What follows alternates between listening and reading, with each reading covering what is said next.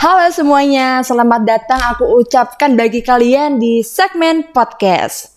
Stop, no skip, karena ini merupakan konten informatif bagi kalian semua. Baik teman-teman, kalau kata pepatah itu kan nggak kenal maka nggak sayang ya. Nah, karena aku mau kalian semua sayang gitu ya sama aku, jadi aku agak sedikit memaksa di sini ya untuk memperkenalkan diri aku. Baik, perkenalkan aku Hana selaku host pada acara podcast kali ini. Oke teman-teman, aku akan sedikit kasih bocoran nih ya ke kalian terkait konten apa sih yang akan kita bahas pada podcast kali ini. Jadi konten yang akan kita bahas pada podcast kali ini adalah terkait dengan karya tulis ilmiah atau mungkin yang biasa kalian kenal dengan KTI gitu ya. Nah, pada podcast kali ini kita akan mengusung tema jatuh dan cinta dengan menulis. Wah, sangat luar biasa sekali ya tema kita pada kali ini. Oke, jadi kira-kira kenapa ya kalau menurut kalian itu frasa kata jatuh dan cinta itu dipisahkan? Kira-kira kenapa? Jadi alasannya adalah karena terdapat perbedaan nih. Ketika seseorang itu memaknai kata jatuh dengan berfokus kepada hal, aku tuh nulis KTI cuma untuk disuruh dosen kok, hanya untuk tugas aja gitu. Kayak, aduh nulis itu ribet banget besti, kayak sistematikanya rumit. Atau justru frasa cinta, ketika seseorang yang memang sudah mahir untuk menulis, dengan senang hati menuangkan ide dan juga gagasannya, untuk menuliskan sebuah karya tulis ilmiah. Nah, hal tersebut juga menjadi alasan diadakannya podcast ini nih, untuk membantu kalian para mahasiswa, generasi muda, calon ilmuwan muda atau siapapun di luar sana yang memang memiliki ketertarikan untuk menulis karya tulis ilmiah, agar nantinya kalian bisa menuangkan ide dan juga gagasan untuk menuliskannya dalam suatu karya tulis ilmiah. Oke teman-teman, karena aku tahu nih kayaknya kalian udah gemes banget gitu kan ya. Pengen langsung masuk aja ke pembahasan terkait dengan karya tulis ilmiah. Tanpa lama-lama lagi, saya ingin memperkenalkan di sebelah saya sudah ada Bapak pemateri yang sangat luar biasa sekali. Halo, selamat datang Bapak Sopini. Selamat pagi. Oke, Bapak kita di sini santai aja ya Pak ya. Kalau misalnya mau minum sangat dipersilahkan. Ya. Oke, gimana nih Bapak, kabar Bapak Sopini sendiri, baik-baik aja ya Pak? Baik, alhamdulillah. Teman-teman di sini, Mbak moderator, sehat semuanya? Alhamdulillah, kalau saya sangat sehat. Wah, agak lebay gitu ya Pak ya. Saya sangat semangat gitu Pak untuk berdiskusi mengenai karya tulis ilmiah nih dengan Bapak. Oke. Nah, kalau persiapan Bapak sendiri gimana nih untuk memberikan materi kepada kita terkait dengan karya tulis ilmiah? Udah prepare banget pasti ya Pak ya? Kalau prepare sih enggak ya. Nanti barangkali proses pembicaraannya ini bisa arahkan kepada sesuatu yang barangkali lebih dibutuhkan oleh mahasiswa. Ada adik-adik siswa di sekolah gitu ya, tidak terlalu umum gitu ya. Barangkali diarahkan ke sana saja. Jadi fokusnya atau topiknya agak dibatasi pada karya ilmiah yang memang urgen dibutuhkan terutama oleh mahasiswa. Gitu. Oh baik. Aku mau kasih sedikit informasi nih kepada kalian mengenai pemateri kita pada hari ini. Jadi pemateri kita kali ini bernama Bapak Sopini, di mana Bapak Sopini ini sendiri merupakan salah satu dosen di Fakultas Ilmu Pendidikan Universitas Negeri Malang.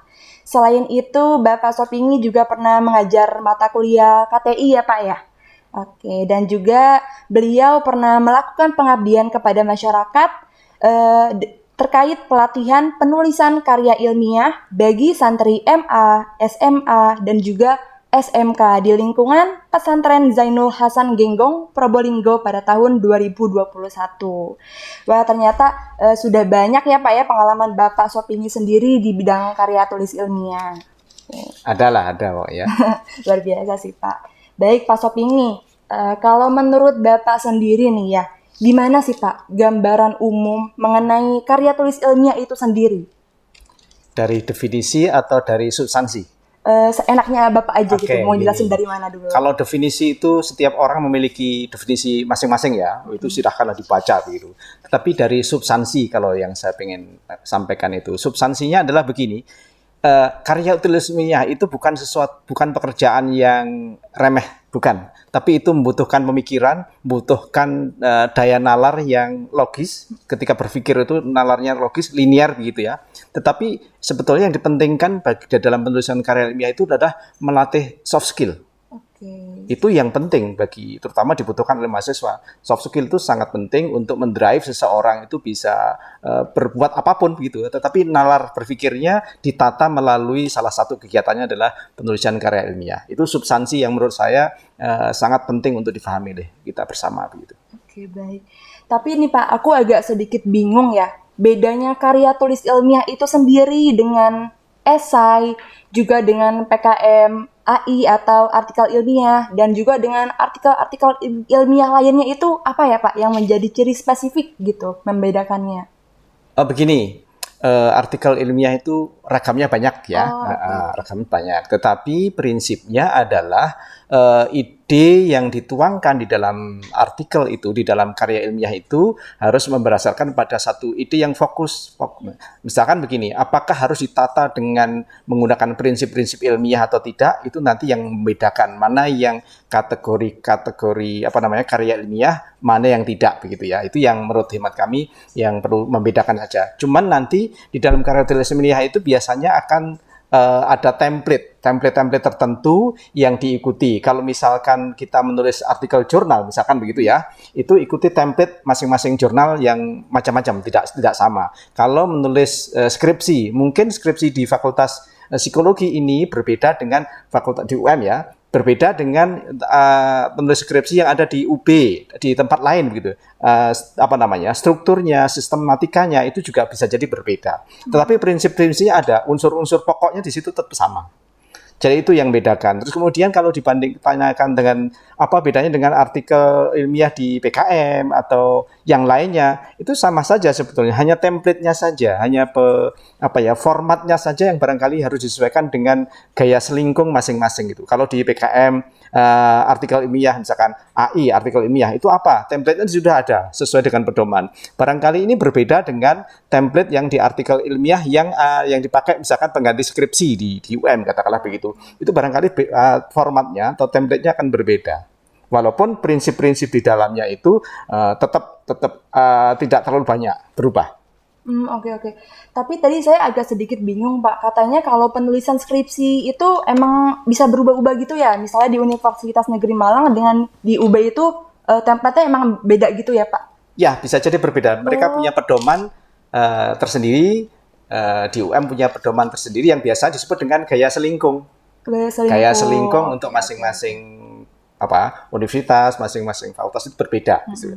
Jadi UB misalkan universitas memiliki pedoman untuk penulisan karya ilmiah atau skripsi, tesis disertasi itu format seperti ini, gayanya begitu. Di UM memiliki gaya selingkung berbeda dengan di UB. Tempat lain juga sama. Jadi itu tapi bisa jadi ada hal yang sama, tetapi mereka punya gaya yang disebut dengan gaya selingkung masing-masing ya. Berarti setiap universitas itu memiliki ciri masing-masing ya dalam penulisan skripsinya gitu. Ya, sesuai dengan keputusan dari universitas tersebut. Bisa jadi mana yang dipakai karena polanya juga banyak. Misalkan kita menulis karya ilmiah misalkan, itu mau pola yang mana? Pola yang paling misalkan body of artikelnya itu yang utama itu kan IMRAT ya, biasanya disingkat dengan IMRAT. IMRAT itu adalah introduction, terus kemudian method, kemudian result, and discussion. Itu yang pokok. Itu body of artikel itu yang pokok itu 4 itu. Tapi dari 4 itu bisa dikembangkan macam-macam. Di sebelumnya apa, di sesudahnya apa. Tetapi prinsipnya misalkan ya, mesti di situ ada introduction. Misalkan begitu ya untuk artikel ya. Demikian juga di dalam penulisan skripsi, tesis, disertasi. Di situ istilahnya tidak lagi introduction, tapi bab 1 pendahuluan. Misalkan begitu ya. Kemudian di situ ada metode. Nah, metode itu dalam artikel menjadi sub kedua, misalkan begitu. Tapi di dalam penulisan skripsi, tesis, disertasi, itu bisa dijadikan bab 3. Nah, bab kajian pustaka di mana? Berbeda. Kalau artikel, itu kajian pustaka, itu include di dalam introduction. Jadi bab 1, bab 2, kalau pengen, misalkan Anda sudah menulis skripsi ya, misalkan ya. skripsi bab 1 pendahuluan, bab 2 kajian pustaka, bab 3 metode, bab 4 hasil, bab 5 pembahasan, bab 6 penutup, misalkan begitu. Itu kan di dalam penulisan skripsi, tesis, disertasi biasanya begitu, atau ikuti pola yang ada gitu. Tetapi ketika ketika ditulis menjadi artikel, maka bab 1 dan bab 2 itu dijadikan satu dalam introduction. Jadi itu yang membedakan antara penulisan artikel dengan penulisan tesis, tugas akhir, tesis skripsi, tesis disertasi. Barangkali begitu. Ya, jadi beda template-nya gitu ya, Pak ya. Tapi substansinya kurang lebih sama. Oh, baik bisa dipahami. Nah, kalau dari Bapak sendiri nih ya, Bapak kan udah cukup berpengalaman banget nih di bidang karya tulis ilmiah. Ada gak sih Pak syarat khusus ataupun ciri khusus yang harus dipenuhi oleh penulis yang ingin menciptakan sebuah artikel ilmiah gitu? Ada gak Pak syarat-syarat khususnya gitu? Biar sifatnya personal gitu ya, personal. Tapi menurut saya, istilah saya, orang pengen nulis artikel, menulis karya ilmiah, apapun bentuknya, syaratnya harus bisa duduk. Gimana tuh Pak maksudnya? Harus bisa duduk. Duduk itu begini, duduk menghadap laptop atau mendapat tulisan gitu, menuangkan di situ. Kalau nggak bisa duduk, orang nggak punya nggak biasa duduk, itu susah. Maka salah satu ini personal kami ya, menurut kami, pengalaman kami untuk menulis apapun ya, mau menulis artikel, mau menulis proposal untuk penelitian, mau membimbing anak-anak dan seterusnya, itu saya mintakan, kamu duduk, bisa duduk nggak? Kalau bisa duduk berarti sudah satu modal. Setelah itu baru apa ketika duduk itu, apa yang dilakukan ketika duduk itu.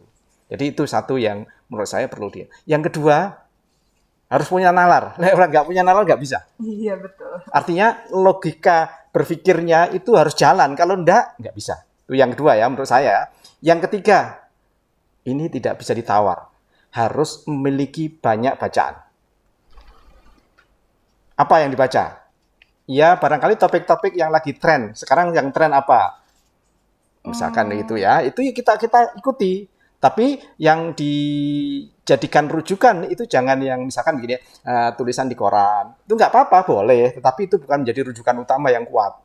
Harus melihat sejumlah artikel yang dimuat di dalam jurnal-jurnal. Itu menjadi rujukan yang kalau dilihat dari validasi, dari kekuatannya jauh lebih kuat diberikan sandaran teoritik untuk sandaran ilmiah untuk menulis karya tulis ilmiah dibanding dengan yang kalau sekedar informasi terjadi kejadian di sini, di situ apa peristiwa itu diambil dari koran boleh, dari virtual maupun elektronik maupun yang cetak itu tidak masalah. Tetapi untuk landasan teoritiknya, kerangka berpikirnya itu bisa diambilkan terutama dari hasil-hasil penelitian terdahulu yang sudah dipublish di dalam jurnal gitu. Jadi intinya kalau mau nulis itu paling pertama kita harus bisa duduk gitu ya Pak ya. Harus ngelawan rasa males untuk mulai ngetik gitu ya. Ya, rata-rata kan begitu. Kita duduk sebentar itu nggak tahan kan, paling 5 menit sudah ngantuk gitu. Nah itu harus jadi tantangan. Makanya menulis apapun termasuk karya tulis ilmiah, itu harus punya kemauan dan kemampuan untuk duduk. Kalau enggak, mau serk aja kemana, nggak jadi begitu. Idenya banyak tapi dituangkannya kapan dituangkan, lah itu jadi persoalan. Menurut karena itu, ini istilah saya saja ya, harus bisa duduk. Oke. Nah, tapi Pak, kalau karya tulis ilmiah itu sendiri, apakah semua jenisnya itu bisa dipublikasikan gitu? Atau hanya karya tulis ilmiah tertentu aja nih yang bisa dipublikasikan pada jurnal internasional maupun nasional? Jadi begini, bukan pembatasan tidak. Kalau kita melakukan nulis karya tulis ilmiah apapun bentuknya ya, itu kan berdasarkan hasil riset, hasil penelitian gitu ya. Hasil penelitian itu kalau sudah kita tuliskan, kemudian kita bukukan, mau buku secara fisik maupun buku secara elektronik itu kalau hanya ditumpuk di hard disk kita, hanya ditumpuk di perpustakaan, itu kan nggak ada manfaatnya.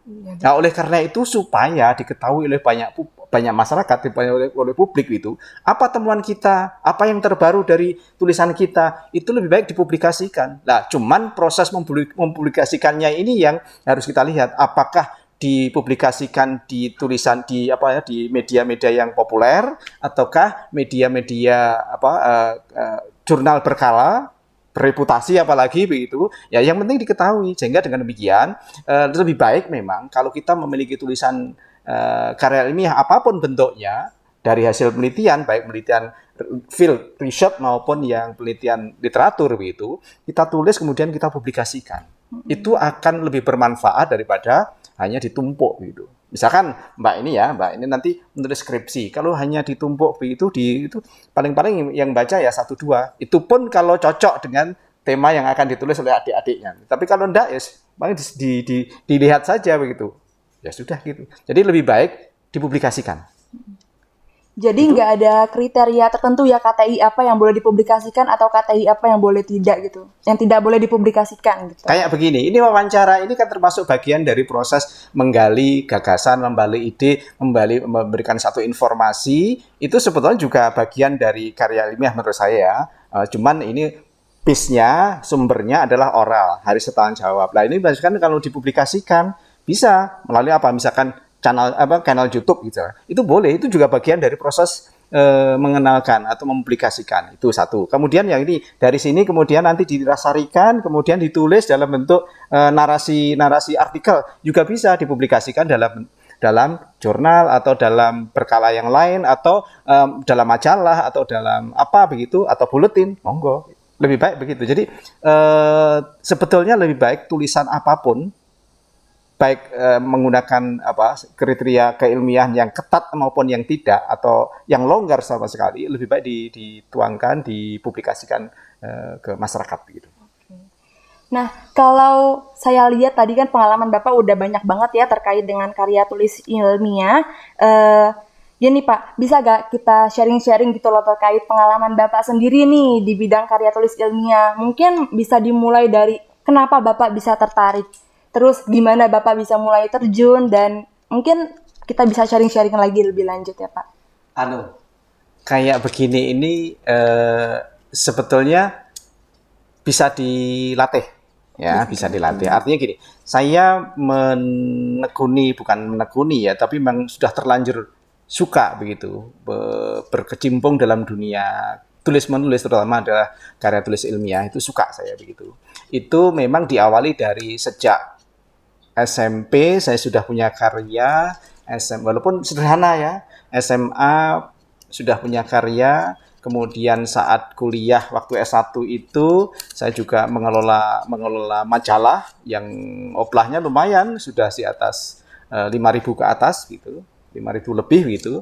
Kemudian setelah itu macam-macam lah. Kemudian setelah menjadi staf pengajar di universitas ini ya menulis, membimbing gitu saja. Terus mengusulkan proposal penelitian. Alhamdulillah hampir tiap tahun proposal penelitian itu selalu ada dan alhamdulillah didanai begitu. Berarti Bapak udah mulai menulis karya ilmiah ini sejak SMP ya Pak ya? Ya. Wah, udah lama banget berarti. Ya. Kira-kira waktu SMP tuh Bapak menghasilkan karya apa tuh Pak? Saya kepo gitu.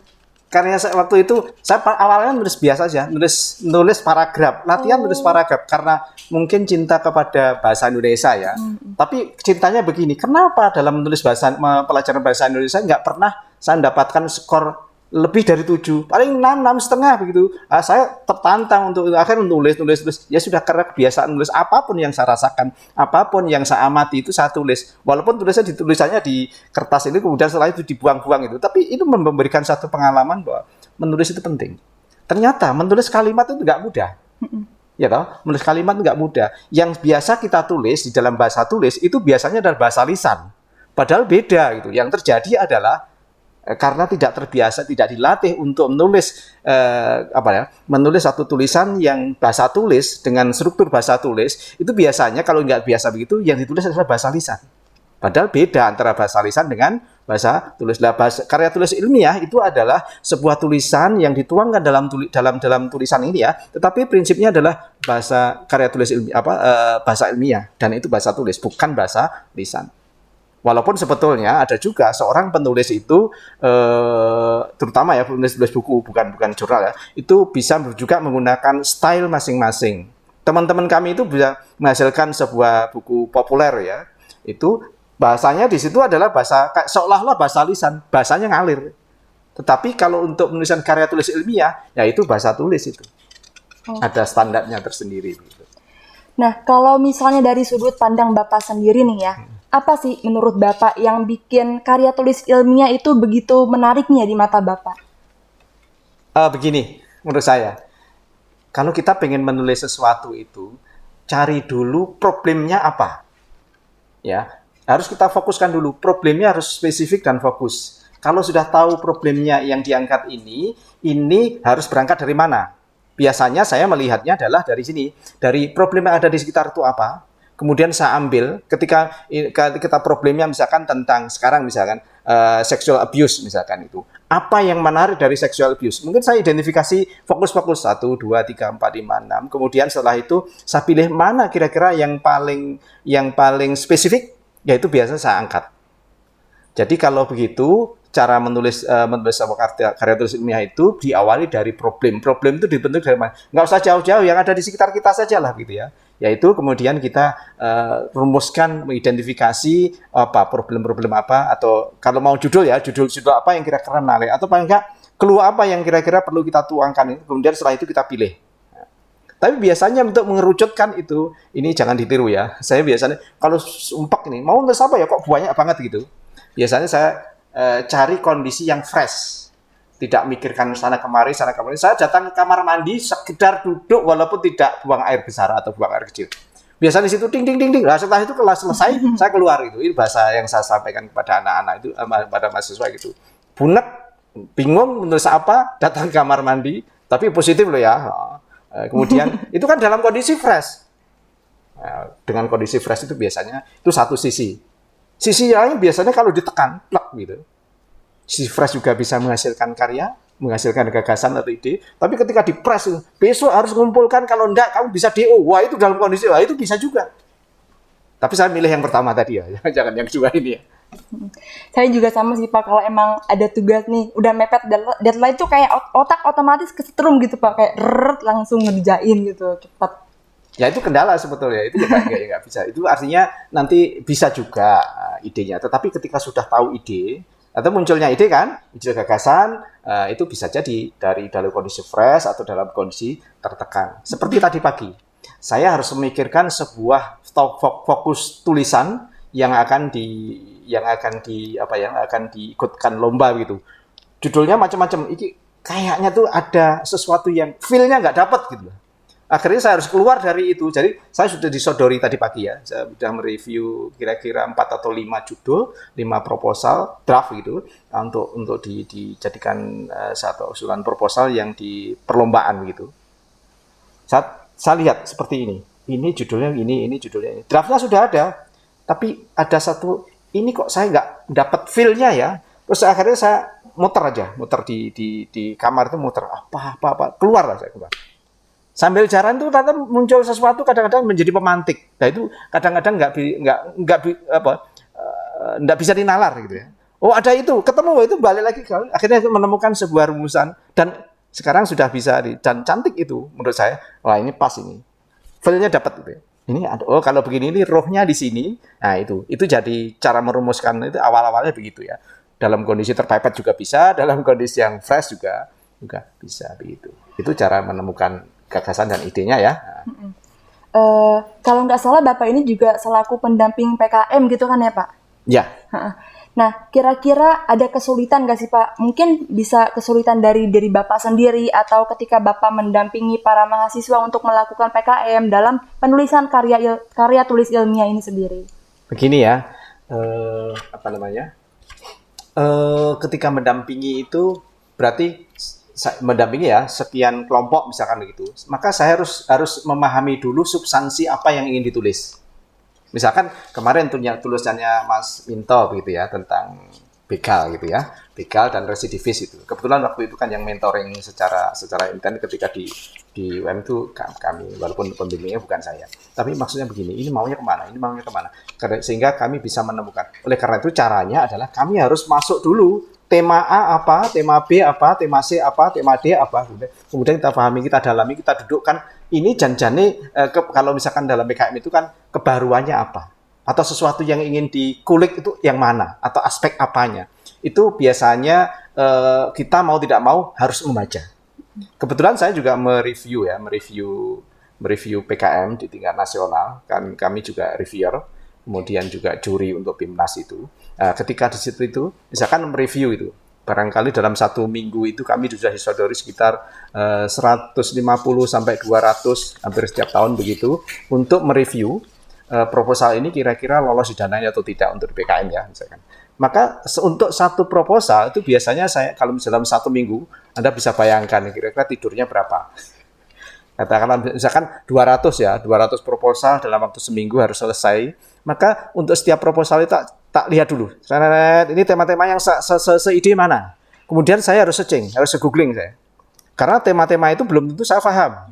Tema-tema itu belum tentu saya familiar. Oleh karena itu ya saya harus cari informasi supaya saya tidak salah menilai. Berupaya untuk tidak salah menilai dan tidak salah memahami maksud dari proposal itu. Nah, ini yang kami lakukan. Nah, ketika membimbing juga sama. Saya harus terlibat dulu, harus memahami dulu apa yang ingin ditulis oleh si tim misalkan begitu, tim A, terus kemudian skemnya apa. Nah, ketika misalkan skem-skem di dalam PKM misalkan ya, ini PKM ya, maka saya harus memahami substansi untuk riset sosial humaniora seperti apa karakteristiknya. Kalau misalkan PKM yang pengabdian masyarakat ini substansinya seperti apa, orientasinya seperti apa, clue-cluenya apa, saya harus sudah kuasai begitu. Demikian juga dengan skem yang lain. Itu kalau PKM. Kalau misalkan lomba karya tulis ilmiah yang lain begitu, ini maunya apa? Tema misalkan ya. Kemarin yang saya review itu beberapa saat yang lalu misalkan kaitan dengan sexual abuse itu. Maka tema-tema itu ya dari semua hampir semua tentang itu. Tetapi mana di antara sekian ini yang harus saya pilih yang untuk pilih yang menarik, yang belum atau ya ada sesuatu yang baru, yang novelty-nya ada di mana, fokusnya mana, kajian mendalam yang mana begitu di antara sekian artikel yang masuk begitu. Kemudian saya memberikan penilaian ini. Biasanya begitu. Kita buka dulu umum, kemudian kami pilih ini mana yang sudah merucut, kemudian setelah itu kita dalami. Jadi itu cara membimbing dan mengarahkan pada anak-anak. Jadi kesulitannya itu nggak hanya perihal bingung menulis apa, tapi juga perihal masalah waktu gitu ya Pak, kejar-kejaran. Kalau misalkan jadi juri misalkan, jadi penilai gitu, itu biasanya waktunya sangat mepet. Tetapi kalau menulis itu problemnya akan lain lagi. Problemnya adalah ketika menulis itu yang susah itu adalah menemukan ide.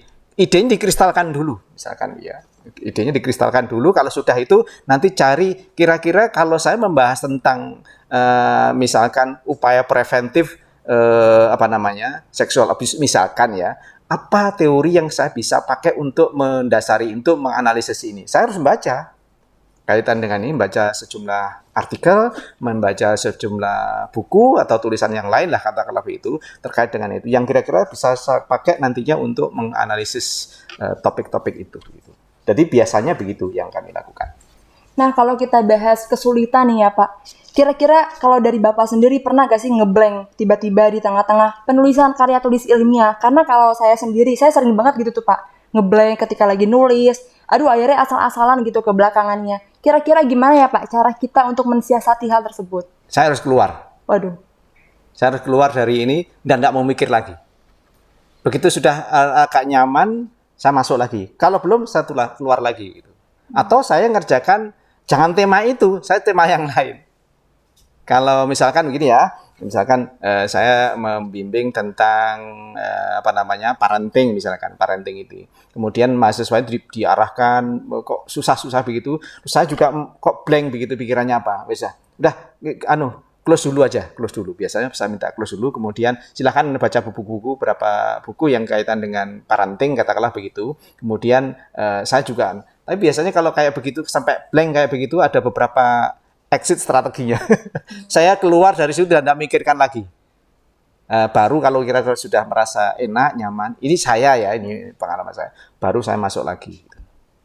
Jadi bisa dibilang salah satu cara untuk mensiasati blank itu dengan cara healing gitu ya Pak, kalau kata anak sekarang Mas. Ya, bisa pakai proses healingnya begitu ya, dengan cara begitu. Tapi bisa jadi cara yang lain yang juga pernah saya tempuh itu, saya banyak membaca. Barangkali dari membaca itu akan menemukan sesuatu yang kayak ini penting gitu. Bisa jadi merubah fokus. Dan sering ya merubah fokus. Saya sudah menulis ini sudah agak banyak, sudah habis selesai. Kok di belakang kira-kira nanti konklusinya arahnya kemana? Kalau konklusinya arah ke sini ini kok kayaknya kurang pas ya. Rasanya itu nggak dapat gitu loh. Feel-nya nggak dapat gitu. Lah oleh karena itu saya bisa cari buku lagi. Baca buku lagi, cari literatur, cari artikel, baca. Biasanya begitu. Itu cara yang sebetulnya lebih realistis daripada ngeblank tadi itu, menghindar enggak. Itu bisa juga, tetapi supaya tidak jenuh saja. Tetapi yang paling baik menurut kami ya, kalau ini blank, kalau apa yang harus saya tulis ketika ini pulpen itu atau ketikan udah nggak bisa bunyi lagi, nggak bisa mikir lagi itu, ya harus baca buku. Ini tinggalkan dulu baca buku, apapun terutama terkait dengan topik. Kira-kira ada lagi gak nih Pak, hal penting lainnya terkait dengan karya tulis ilmiah yang mau Bapak highlight atau Bapak tekankan lagi atau Bapak ingatkan lagi nih sama kita semua terkait dengan karya tulis ilmiah tersebut? Oke, kalau saya gini, kalau Anda sebagai mahasiswa, ini mahasiswa ya, kalau Anda pengen cepat lulus, maka harus latihan dari semester sekarang, jangan nggak terlambat. Semester 5 ya harus mulai menulis sekarang. Semester ke-6 ya mulai sekarang. Semester 1 ya harus mulai menulis sekarang. Karena ini kematangan di dalam menulis karya tulis ilmiah, misalkan skripsi atau apapun bentuknya, itu dimulai dari sekarang. Kita nggak ada yang kata istilah terlambat, nggak ada. Dimulai dari sekarang. Yang bisa kita lakukan sekarang. Jadi itu menurut kami yang harus dipahami oleh teman-teman mahasiswa supaya bisa cepat lulus, syukur-syukur bisa lulus 7 semester katakanlah gitu, harus memiliki kemampuan menulis karya ilmiah. Fokuskan ke situ. Kesulitan kami memiliki pengalaman membimbing gitu. Mahasiswa yang tidak pernah menulis tidak terjun dalam dunia tulis menulis itu ketika menulis skripsi itu biasanya gelagapan. Akhirnya copy paste kemudian kita dicek similaritasnya 80%. Karena ya copy paste begitu. Nah, itu kalau terjadi begitu, kenapa begitu? Ya tadi itu. Mau nulis apa? Nulis kalimat aja kadang-kadang ya. Ya itulah. Oleh karena itu, menurut saya mulai saat sekarang dari hal kecil mulailah segera.